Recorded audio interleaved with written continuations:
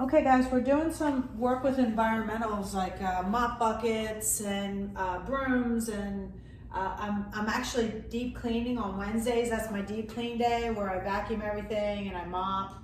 And I've noted, so all the dogs are definitely triggered by the vacuum, but especially Beef. I brought in the Swiffer and he freaked out. He saw the Swiffer mop. Let me bring it up.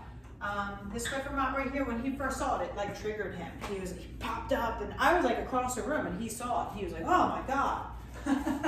So, and I have noticed like he's triggered by trucks outside. He's triggered by bikes.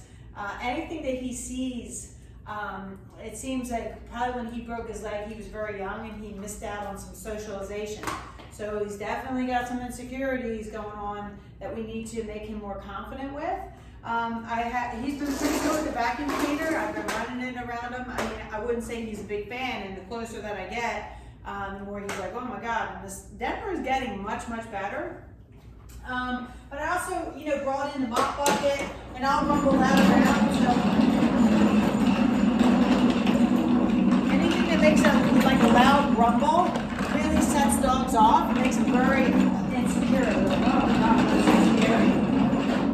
I'll just take crates and I'll just move them back and forth and that kind of stuff. See how that triggered Denver?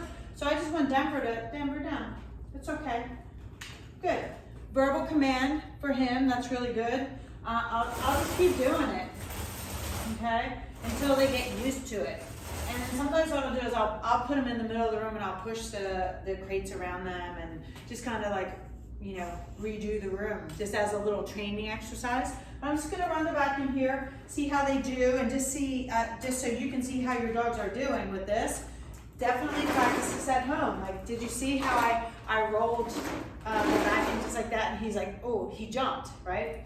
So, but this is a good thing. You want to keep progressing this at home. Like, if you see them doing it in training, they can do it at home, but you have to make them believe they can do it at home. Some dogs are not automatically going to be like, oh, there was a vacuum, no big deal. I've done it a million times in training. They don't think that way.